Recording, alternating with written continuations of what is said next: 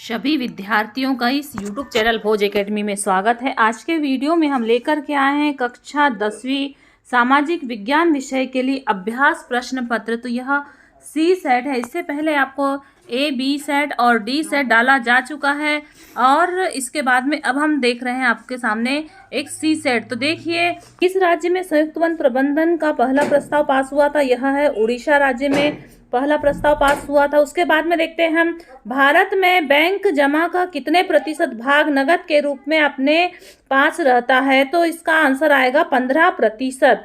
निम्न में से किस नदी पर बहुउद्देशीय परियोजना नहीं है? तो यमुना नदी पर बहुउद्देशीय परियोजना नहीं है। अगला प्रश्न है, जब फ्रांस छींकता है तो बाकी यूरोप को सर्दी जुकाम हो जाता है, यह कथन किसका है? तो यह कथन मेटरनिक का है। फिर देखते हैं, सिंहली को श्रीलंका की राज्यभाषा कब घोषित किया गया? तो यह 1956 में घोषित किया गया था। इसके बाद में, लोकतंत्र में निर्णय लेने और क्रियान्वयन में देरी क्यों हो जाती है? लोकतंत्र में निर्णय लेने और क्रियान्वयन में देरी इसलिए हो जाती है क्योंकि लोकतंत्र में निर्णय विचार विमर्श के साथ सोच समझ करके लिया जाता है। इसके बाद खालिस्तान में देखिए, खालिस्तान के नेतृत्व में जर्मनी का एकीकरण हुआ। तो ऑटोमान बिस्मार्क के नेतृत्व में जर्मनी का एकीकरण हुआ। सत्ता की साझेदारी खालिस्तान की आत्मा है। तो सत्ता की साझेदारी लोकतंत्र की आत्मा है। भारत विश्व में खालिस्तान का सबसे बड़ा उत्पादक और उपभोक्ता देश है। भारत विश्व में दालों का सबसे बड़ा उत्पादक और उपभोक्ता देश है। इसके बाद देखिए कि 2019 के आंकड़ों के अनुसार विश्व में मानव विकास सूचकांक में भारत का क्रमांक कितना था? तो 130वां था। खालिस्तान क्षेत्र को औद्योगिक क्षेत्र कहा जाता है। द्वितीय क्षेत्र को औद्योगिक क्षेत्र कहा जाता है। ठोस पदार्थों को तरल अवस्था में परिवर्तित खालिस्तान द्वारा ले जाया जाता है। पाइपलाइन के द्वारा ले जाया जाता है। इसके बाद में हम देखते हैं सही जोड़ी। तो रोलेट एक्ट सन 1919 में पारित हुआ था। फिर देखते हैं, भारत में वैश्वीकरण 1991। निजी क्षेत्रक, तो निजी क्षेत्रक में आएगा टिस्को। समवर्ती सूची, तो समवर्ती सूची में आएगा शिक्षा। और ज्वारीपंतन है कांडला। और भारत में लिंगानुपात तो 919। ये आपका सही जोड़ियाँ हो गई। अब हम देखते हैं सत्य असत्य। भारत में एल्यूमिनियम प्रगलन द्वारा सर्वाधिक महत्वपूर्ण धातु शोधन का कार्य किया जाता है, तो यह सत्य है। फिर पवन हंस दुर्गम भूभागों में हेलीकॉप्टर सेवा उपलब्ध कराता है, यह भी सत्य है। लोकतांत्रिक शासन में पारदर्शिता नहीं होती, यह असत्य है। स्पेनिंग जेनी मशीन जेम्स हर्बरीज ने बनाई थी, तो यह सत्य है। फिर 1840 के दशक में आयरलैंड में गेहूं की फसल खराब होने से लाखों लोग भूखमरी के कगार में पहुंच गए थे, तो असत्य। फिर देखते हैं हम कि 1859 में इंग्लैंड इमिग्रेशन एक्ट लाया गया था, तो यह सत्य है। इस प्रकार से यह आपके सत्य असत्य हुए। इसके बाद में हम देखते हैं, एक वाक्य में उत्तर दीजिए। तो किस उद्योग में बॉक्साइट का कच्चे पदार्थ के रूप में प्रयोग किया जाता है? तो एल्यूमिनियम उद्योग में। उसके बाद, आधी से अधिक आबादी किस देश में गरीबी में जीवन यापन करती है? तो बांग्लादेश। फिर है BMI का पूरा नाम शरीर द्रव्यमान सूचकांक है। रंग भेद क्या है? तो रंग या नस्ल के आधार पर किया जाने वाला भेद रंग भेद कहलाता है। प्राच्य किसे कहते हैं? भूमध्य सागर के पूर्व में स्थित देश को प्राच्य कहा जाता है। आंध्र प्रदेश की गुडेन पहाड़ियों में लोकतंत्र में आंदोलन का नेतृत्व कौन कर रहा था?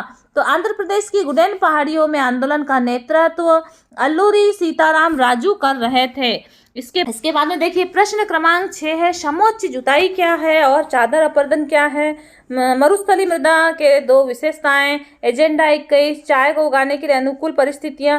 तो ये जो सारे प्रश्न हैं, इसके अब हम उत्तर देखने जाएंगे। तो देखिए, ये सारे प्रश्न आप लोग देख लीजिए और इन प्रश्नों के उत्तर हम आगे दिखा रहे हैं। ये आपका मानचित्र हो गया। इस मानचित्र को भी आपको तैयार करना है।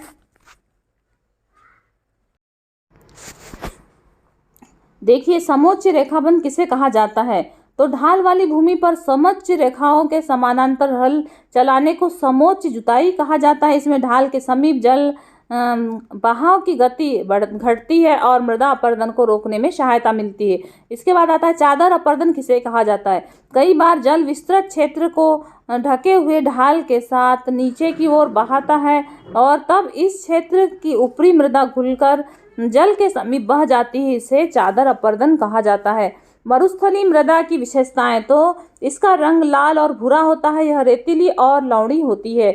एजेंडा 21 क्या है। एजेंडा 21 एक घोषणा है जिसमें 1992 में ब्राजील के शहर रियो डी जेनेरो में संयुक्त राष्ट्र पर्यावरण के विकास सम्मेलन UNCED के तत्वावधान में राष्ट्रीय अध्यक्षों द्वारा स्वीकृत किया गया। इसका उद्देश्य सतत पोषणीय विकास करना है।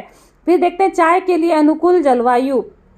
जो चाय को उगाने के लिए अनुकूल परिस्थितियां हैं, वर्ष भर उष्ण, नम और पाला रहित जलवायु की आवश्यकता होती है। वर्ष भर समान रूप से होने वाली वर्षा की बौछार की आवश्यकता होती है। सस्ता और कुशल श्रम और ह्यूमस एवं जीवाश्म युक्त गहरी मिट्टी की आवश्यकता होती है। वाणिज्यिक कृषि की विशेषताएं, तो इसमें लंबी चौड़े क्षेत्र में एकल फसल बोई जाती है। यह व्यापक क्षेत्र में की जाती है। इसमें अत्यधिक पूंजी और श्रमिक की आवश्यकता होती है। प्रदूषण किसे कहा जाता है। उद्योगों से निकली अनचाही गैस जैसे कि सल्फर डाइऑक्साइड, कार्बन मोनोऑक्साइड वायु प्रदूषण का कारण है और उद्योगों द्वारा अपशिष्ट पदार्थों में नदी में छोड़ना है जल प्रदूषण कहलाता है। और उसके बाद में हम देखते हैं ये उद्योग, जो आधारभूत उद्योग किसे कहा जाता है।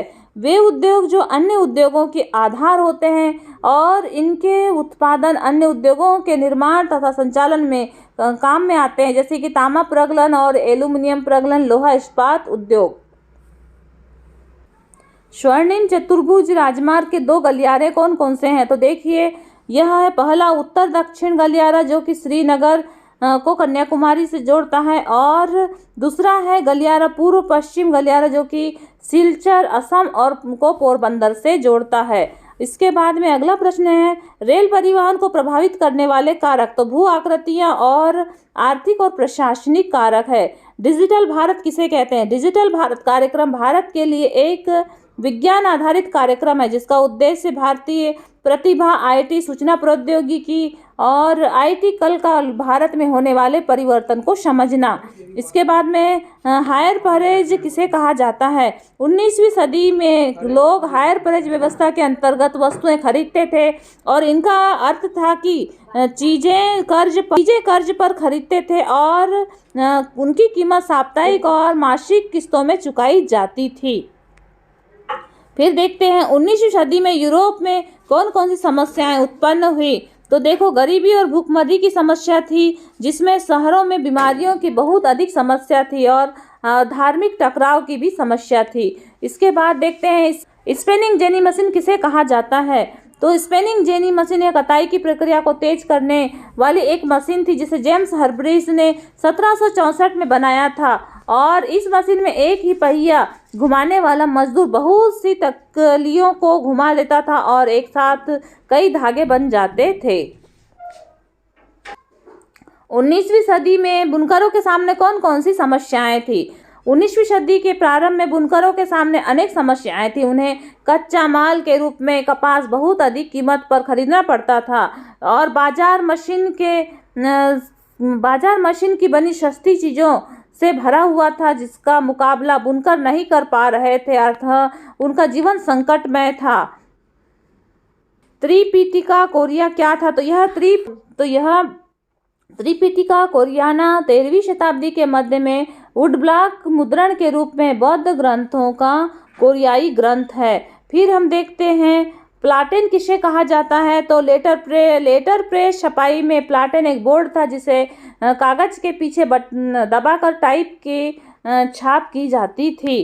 फिर आता है कितागावा उतामारो किसे कहते हैं। तो कितागावा उतामारो ने तैरती दुनिया में चित्र नाम की एक चित्रकला शैली में अहम योगदान दिया जिसमें आम शहरी जीवन का चित्रण किया गया है। मुद्रण क्रांति के कोई 2 प्रभाव बताइए। तो मुद्रण क्रांति से देखिए, छापे खाने के आने से एक नए पाठक वर्ग का जन्म हुआ। छपाई की किताबों की कीमतें कम हो गई। मुद्रण क्रांति से किताबें समाज के व्यापक तबकों तक पहुंचने लगी।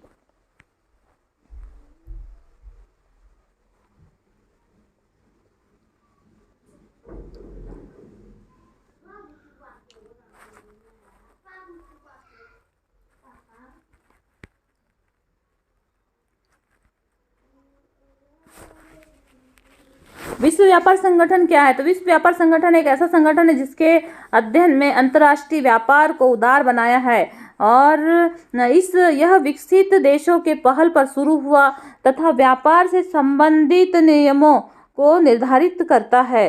फिर वैश्वीकरण क्या है? विभिन्न देशों के बीच परस्पर संबंध और तीव्र एकीकरण की प्रक्रिया वैश्वीकरण कहलाती है। वनों के प्रकार लिखिए। तो आरक्षित वन, रक्षित वन और अवर्गीकृत वन। राजनीतिक दलों के सामने कौन कौन सी चुनौतियां थी? तो देखिए, राजनीतिक दलों के सामने पार्टी में आंतरिक लोकतंत्र का अभाव था, वंशवाद की चुनौती थी, धन अपराध तत्वों के बजट बढ़त, धन अपराध तत्वों की बढ़त, पार्टियों के बीच विकल्प विहीनता, और उसके बाद देखिए भारतीय जनता पार्टी के सिद्धांत, समग्र मानवतावाद और अंत्योदय से प्रेरणा लेकर मजबूत और आधुनिक भारत बनाने का लक्ष्य, सांस्कृतिक राष्ट्रवाद या निरंकुश इसका मुख्य लक्षण है।